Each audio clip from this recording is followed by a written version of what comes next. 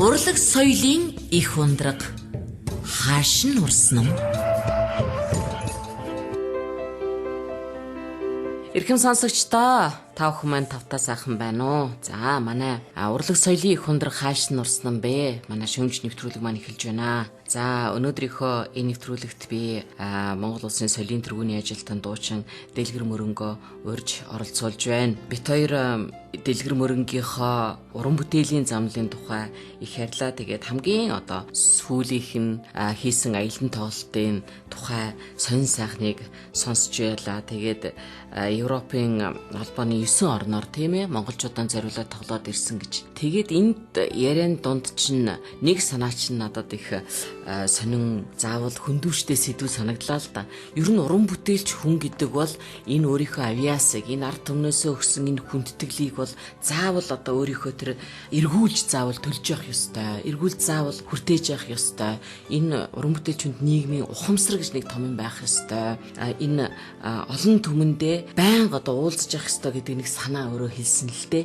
Энэ бол зөвхөн нийт дуучид гэхээсээ илүү олноор хүндлэгдсэн төрөөсөө одон шагналаа авсан ийм хүмүүс бол бүр их илүү үнийг ухамсарлах ёстой гэдэг ийм санаа өртөж байсан. Энэ нийт олон түмэн тэр дотроо гадаадд байгаа монголчуудаа хөдөө орон нутгаар явах ёстой, очих ёстой, биечлээ уулзах ёстой гэдэг санаа чинь яагаад ийм чухал байгаа өнөөдөр? За, юуны төрөнд FM-с сонсож байгаа амьнагтай, алдарнагтай ах дүүстэй энэ өдрийн мэндийг дэвшүүлье. Та бүхэнтэйгээ уулзж байгаадаа баяртай байна. Өөрийнхөө амьдралыг бусдтай хуваалцахгүй байна гэдэг бол үнчрэл. Би бол ижи аавгүй хүнийг үнчин гэж ойлгодог. Өөрийнхөө дотоод энэ бодол сэтгэлийг бусдтай хуваалцаж чаддгүй хүнийг би үнчин гэж ойлгодог. Тэгэхээр энэ өнчрлөөс бол би айж явдаг юм нэг уран бүтээлч. Анх бол дуулж хуурцсан цагаасаа ахсуулаад ард түмнийхээ хайранд үлгийдүүлж явхдаа нуруугаа харуулж болохгүй олон хүнд бэрхшээлүүдтэй би бол учирч байсан. Ганц би биш, бид нар бүгдээрээ. Энэ бүхэнд бол хүн ямар байх ёстой, тэр дундаа урлагийн хүн ямар байх ёстой юм бэ гэсэн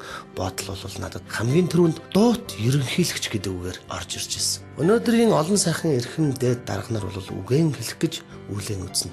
Бид ганцхан дуугаар том сэдвийг хөндөг. Түүнийг даган баясагч бол хэдий гэгэрн төдийжнээ түүний амьдралын тэмүүлэл бол улам оргилж байдаг. Үүний нэгэн сувдан хэлэхээ бол ганц Монголда байгаа төдөөгүй. Монгол улсын хэлхийн чандад Монгол улсын цаана ажиллаж амьдарч сурч боловсрч байгаа мах цусны тасархай амьд монголчуудаа өөрийн амьд дүр төрхөөр очиж үйлчлэх явдал юм гэдгийг би бол олон удаагийн явалтаараа энийг баталж байсан. Би номын тас хандлагатайгаар дэлхийг 2 тойржлаа. Өөрөө дангаараа дэлхийг 2 тойржлаа. Монгол улсынхаа 21 аймгийг 2 удаа тойрж байсан. Ийм хол замыг туулсан учраас бодмөрийн зэрэг дэвгэж юу гэдгийг би маш сайн ойлгочихсон. Энэ удаагийн Европын 9 орноор би ажиллаж амьдарч байгаа ах дүүстэй өөрийнхөө уран бүтээлийг төлөвлөхөөс илүү тэдний ажил амьдралд нь ирч хүч өгөх гэж аж аргалан хуваалцах гэж утсан. Энэ бол миний хөх тэнгэрийн даалгавар гэсэн бодол байсан юм. Ард түмний зүрхсэтгэлд хоногссон супер хит дуунуудыг тэр дундаа эстрадын эсвэл арай илүү хожигдмал болсон баг мартагдаж байгаа дуунуудыг эргэж орчин цагийн хэлбэрээр шинчилж дуулна гэдэг бол тэр тоглолтод ирсэн хүмүүсийн нүд баясгаж сэтгэл сэргээсэн ийм тоглолт байлаа. Ямарваа нэгэн уран бүтээлч тэн дундаа соло уран бүтээл хийж явдаг хүмүүс бол ямар ч гадны улсад ажиллаж амьдарж байгаа уран бүтээлт ах дүүстэй очиж дуугаан дуулахдаа зөвхөн фонограм хөгжим тавихаас өөр аргагүй л байдалтай байдгийг. Энийг би бол халахыг хүссэн. Анх удаа би өөрөө ардаа амьд хөгжмийн группийг жил 5 сарын өмнө бэлдэж байж байгаа. Ингээд бүр зорж очсон байгаа маань тэр тоглолтын маань чанар хэрхэн болсон, тэр тоглолтыг ирээд үтсэн хүмүүс яаж мөргөөд буцаж байсан нь бол нотлогдно. Хамгийн гол нь энэ бүхний цаана Дэлгэр Мөрөн 20 гаруй жил уран бүтээл хийгээ явж байхдаа өөрөө хэрхэн төлөвшөж байгаа юм бэ? Хэрхэн дуучин болж байгаа юм бэ гэдэг бас л нэг том амьдралын том шалгалтыг тавсан юм шүү. 9 орноор бид нар газраар ингэж явна гэдэг бол нийтдээ бол 10 орчим мянган километрийг туулж байгаа. Нэг хотоос нөгөө хотод очиход та энэ замдаа сайн явж ирүү гэж нэг шилэм задлахыг юу гэх вэ? Аливаа сайхан ах дүүстэйгээ уулзж байгаа сэтгэлийн хөөрлийг би хэрхэн тэнцвэржүүлэх вэ? Эргээд аян замдаа сайн яваарай гэдэг ахаад нэг юм малтархыг алийг зэрэх вэ? Энэ бүхэнд хүн өөрийнхөө дуу хоолойг ингээд зохицуулж, энэ ажил амьдралаа зохицуулж явна гэдэг ганцхан уран бүтээлч хүний л хийдэг чадвар өөр бусад хүн энийг хийнэ гэдэг бол тэрний хувь заяатай л холбоотой байна. Ялтчгүй тэдний зам мөр бол биднийхээс өөр учраас ажиллаж амьдарч байгаа хүмүүс бол өөр. Одоо артын сайхныг өрөөгөөд очиж байгаа хүмүүсийн зүтгэл бол харьцангуй ондоо л доо. Тийм л энэ да. Тэгээ яагаад энэ сэдв яг чухам яг ийм маягаар бусад дуучид бас явах нь жоохон ховор байна гэдэг гомдол өөрт чинь байгаад байгаа юм бэ. Тэрийг ардман хэлсэн юм уу? Юу? Өөрөө мэдэрсэн юм уу? Би өөрөө их үндэсний үзэлтэй хүн шүү дээ. Үндэсний болгон мэднэ л дээ. Үндэсний үзэл гэдэг чинь юу юм бэ гэхээр энэ үндэсрэх үзлээс бол шал ондоо юм шүү. Оо яг наад хоёрынхоо ялгааг хэлж өгөөрэй. Үндэсрэх үзэл гэдэг чинь ерөөсөө би та нар шудраг хэлчихээ. Гитлер, Сталин, хар царныг амраа гурав. Тий. Үндэсний үзэлтэн гэдэг чинь болохоор тийм ээ толгоондоо төрийн сум шивлээд Монгол хувцас өмсөд нэг ийм байх юм бол бид бусдаас онцгой харагдаж чадах юм байна гэдэг ойлгоцсон хүний хэлбэрийн дүрсэлжүүлэлт бол үндэсний үзэлтэн баггүй да. Миний ойлголт бол ямар ч гадаадын улсад би явж байхдаа бол албаар би Монгол хантаа зөмсөж явдгийг. Ерөнхийдөө бол би олон хүнд би энэ тухай хэлдэг юм л та. Жоржи Арманы өмсөө явж байхад Жоржи Арманы тань руу эргэж харахгүй. Жоржи Арманыгийн дэрэгдүр би Монгол хантаа зөмссөн. Би зөвөр алхахад тэр хүний хүссэн ч эргэж харна. Энэ бол Монгол үндэсний үзлээ гэдгийг би бол батсаа мэднэ. Тийм ч учраас гадаад ямар ч улс гүрэнд явж байхад вау, nice гэдэг байхгүй.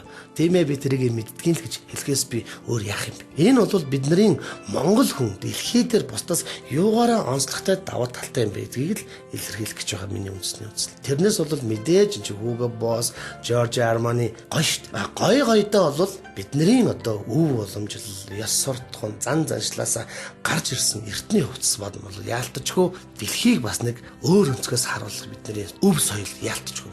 Түүнийгээ дагаад тэр хүн өөрөө хэдий ховсон өөрчлөгдөж байгаа тухай ярихад бол таатай байдаг. Тэгээ энэ гоё Монгол гэдэг нэрээрээ бид нар чинь одоо хөлийн чамдад хамгийн түрүүнд өмнө Монгол гэдэг нэрээ барьж явна шүү дээ. Гэтэл бид нар чинь өөрөө Монгол гэдэг нэрээ барьж байгаа юм бол Монголын төлөө юу хийгээд байгаа юм бэ гэдгийг би өөрийнхөө үеийг болоод ах их уран бүтээлчтэй би хэлмээр санагддаг юм л. Жишээлх юм бол одоо хөгжим бүжгийн дунд сургуулиас төгсөн манай мэрэгжлийн уран бүтээлчд Камертон, Никитон, Motion, Чимба эдгээр бол дэлхийн хөгжмийн боловсролтой бол өрсөлдөхөж чанартай тийм мэрэгжлийн уран бүтээлч. Энэ уран бүтээлчдэд хэн энэ хичээлийг зааж өгсөн бэ? Энэ дандаа ардын багш нар, дандаа аавын сайхан ээж өхтөдгүй. Энэ сурж боловсрсон зүйлээ. Энэ сайхан гоё өв соёлоо. Яагаад хинтээ дорн Сүхбаатар, Баян өлгий хөвсгөлийн залуучуудад үзүүлээд сойрхуулаад өгчд яагаад болдгүй юм бэ? Энэ хүн чанар чинь хаана байгаа юм бэ? Гэхдээ энэ бодлоос л ерөөсөө надад ийм үгнүүд ороод ирсэн баг. Ерөөсөө дуучин хүн гэж ард түмэндээ хүлээн зөвшөөрөгдсөн үнийг хэлдэг юм байна. Улаанбаатараасаа гарч чадаагүй хүмүүсийг бол Улаанбаатарын дуучин л гэх юм байна гэж. Би бол Никтоны баач гахтай дэндүү хайртай. Тэр хүнтэй бол маргахын тавилан надад баг. Гэхдээ би Монгол хүн. Бид Төв Азийн зээжин дээр 3 хон саявуулхна. Аха та анх тэр хосгонгийн дуулгц дээр эхэлжсэн. Энэ гоё тэр тоглолтоо тэр залуучуудад үзүүлээд өгчөөч. Та тэнд нь очиод үйлчлээд өгчөөч. Энэ бол Монголын төлөө шүү дээ аха гэж хэлмээр санагдав. Тэр өөч яах тэр гитараа тоглоод өгөөч тийм ээ. Тэр Нисванс яваад өгөөч. Манай зэндэрсэн тэр нэжгэр бас дээлтэй чамаагүй тэнд бүжгэлжээ гэлтэй. Тэр чинь соёлын бид нар яалтчгүй бид нар дууд ерөнхийлөгч энэ ажиллаа хийх хэрэгтэй байна шүү дээ. Тэр газар явахгүй байгаагийн шалтгаан бол байгаа хэл та. Чи юу гэж бодож байна? Ямар шалтгаан байгаа тэр хүмүүст? Мэдээж хангалттай зоос мөнгө хамлаад гэж яриад яах юм. За. Хангалттай тэр сэтгэлийн таашаалыг бүрдүүлж өгөх. Монголын үндэсний брэндүүд байх юм бол тэд явж чадна шүү. Гэхдээ тэдэнд тэр манай үндэсний үйлдвэрлэл эх орноо гэж байгаа юм шиг үйлдэл үзүүлээд байгаа боловч яг үнэн чанартай тэд нар тийм хийхгүй л байгаа байхгүй. Өнөөдөр энэ Жавхлан гэдэг энэ залуугийн тэмцэж одоо энэ бөөн хэрүүл дурвал болоод хотод ингээл бачимж ирж амьдраад байгаа энэ тавилан нь бол аргагүй шүү. Яагаад гэвэл тэр хүн чинь өөрөө Монгол хүн.